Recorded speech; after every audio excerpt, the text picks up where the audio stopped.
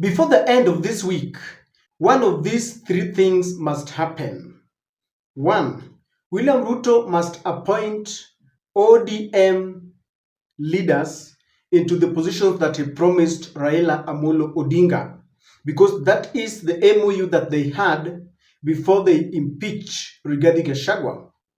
Raila gave out all his soldiers and they impeached Rigathi Gachagua, and in return, he was to be rewarded for a job well done. And it was not going to be a small reward, it was going to be a bigger reward. And one of them was to either be given the position of a deputy president or the position of the interior cabinet secretary. It has been alluded to by one of the ODM members of parliament.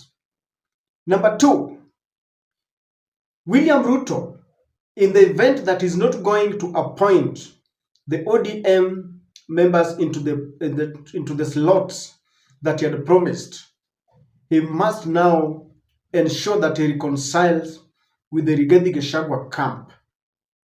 That must happen. And if that does not happen, then prepare yourself that there is going to be an impeachment motion against Rigathi Gachagua. And I know this might be far-fetched after Caleb Hamisi yesterday said that he was commanded by Raila to ensure that they impeached Rigathi Gachagua. And Raila told them that these are two devils and we cannot remove all of them at the same time. We must eject Rigathi first, then now deal with Ruto when he's standing alone. There are three things that have been happening, and I want us to look at the chronological events so that we know where we are standing. Number one, Raila goes to bed with William Ruto, and the Gen Z protest ends. Then before we know it, we hear that Rigathi Gachagua is so bad that he cannot be entertained anymore in the government. And then there is an impeachment motion tabled, and the ODM join hands, and Rigathi Gachagua goes. Then Opondo Kaluma goes to a church, and he tells William Ruto, we are here to stay. After saying that we are here to stay, he tells the people who are around William Samoei Ruto that they should allow William Ruto to exercise his authority to appoint those who he wants into that cabinet. And he tells them, those who come last always get the best, and he tells William Ruto, give us the best. Body who voted for the president to allow him to exercise that authority in the constitution that is sworn to exercise. Na la mwisho, naona hata nikiongea Your Excellency bado wanauliza hii watu wamekuja kweli. Hatutoki.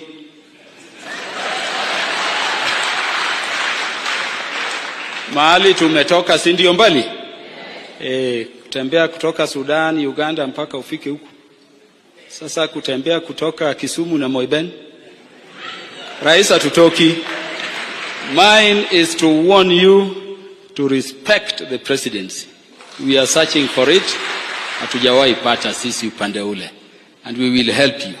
And to caution you that people who come last like us.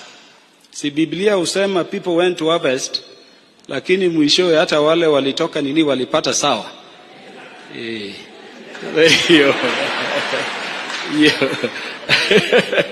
Tumekuja, and Your Excellency, thank you very much. You are giving us better than them. Better than them. Give us more because we are your prodigal sons.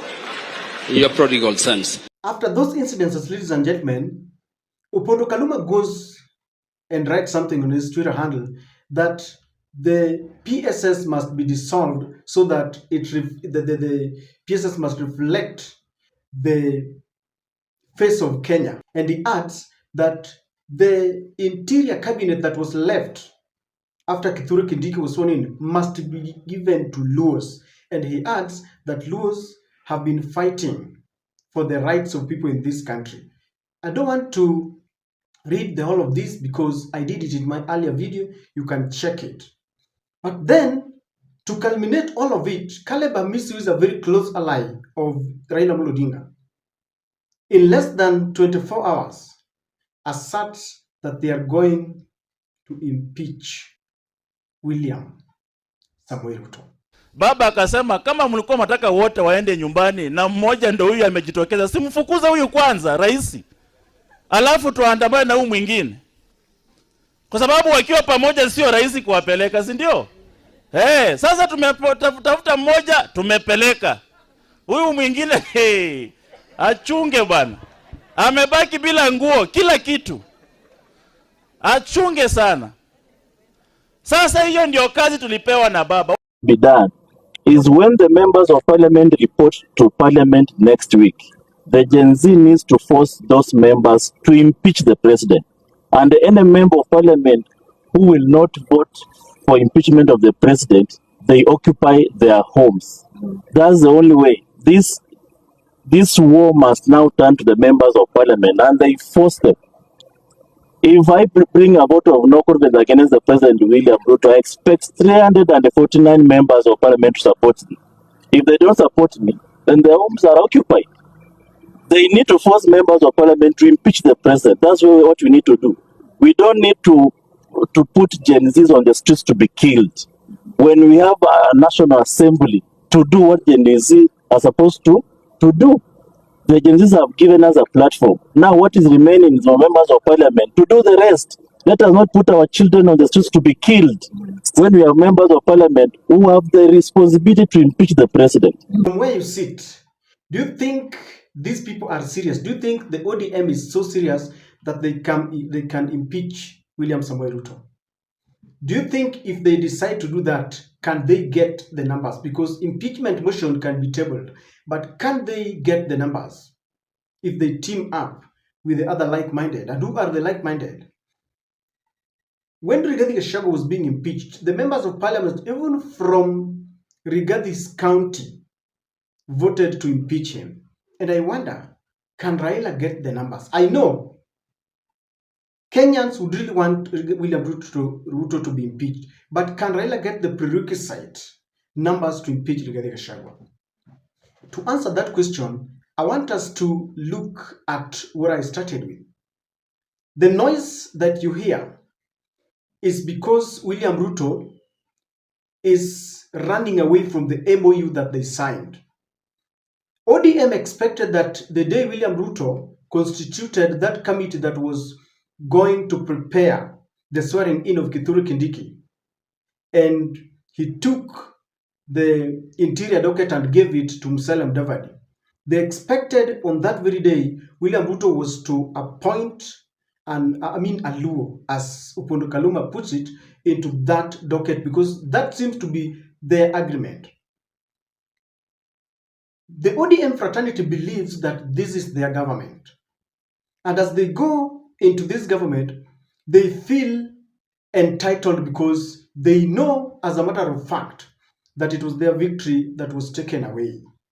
And as Caleb Amisi was saying, it seems they've got a plan to ensure that they are either in this government or they are going to rock it. And I know from where Rigathi-Gachagua is and all his allies, he is very happy because William Ruto will not know peace.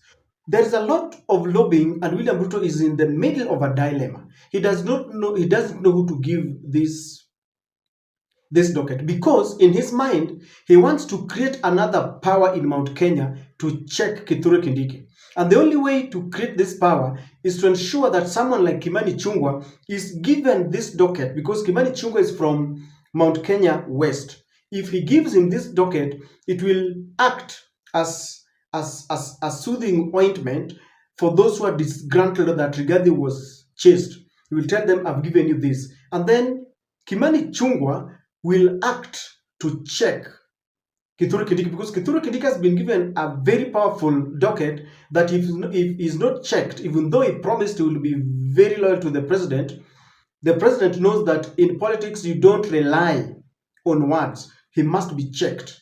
And so if you ask William Ruto, he really wants this docket to go to Mount Kenya.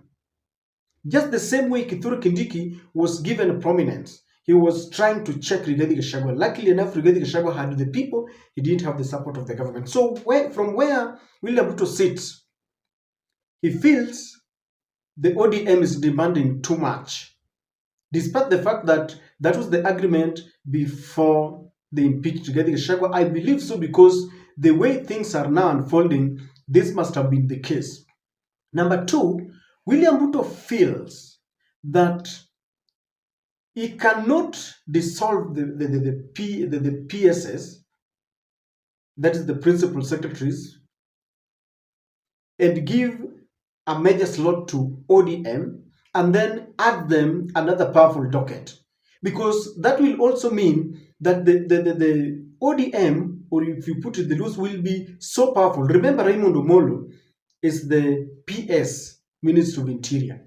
If you give someone like maybe Junet, there will be two people from Nyanza or two people from ODM, if you say so, in the same docket. And this is something that William Ruto fears. He does not want to give it. However, by the time they were making an agreement, he must have agreed to give Raila what he wants. Remember, if at all the ODM gets the interior docket, so it will mean that they have a permanent secretary in the Ministry of Interior, they have a cabinet secretary in the Ministry of Interior, they have cabinet secretary in the Ministry of Finance, they have cabinet secretary in the Ministry of Energy. We also have another person from Nyanza as Attorney General. I think when William Ruto is looking at this, he might not want to do it. But for the Raila group, they feel this is the right opportunity to get what is rightfully theirs, because according to them, they have stabilized the government. And so there is a crisis. Raila has done his part, and it is the turn of William Ruto to pay his part of the bargain. And it seems he does not want. And that is why you have seen people like Opondo Kaluma saying, it is either we are given or not. You've seen Caleb Amisi on 2 occasions saying they will impeach William Ruto. Why? Because Opondo had said, had promised and assured William Ruto that they are not going anywhere, they are there to stay.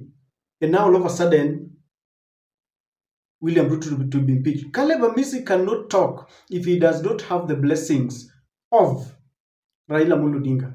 It tells you that there is tension, and so we are waiting to see. Raila seems to be preparing to walk out because William Ruto is betraying them. Kenyans will be very happy to see this kind of wrangles because they want to see someone who is checking William Ruto, because they feel that if William Ruto is given a space, if Raila and Ruto are going to work together, corruption, wastage, abductions, all this will be the end of the day.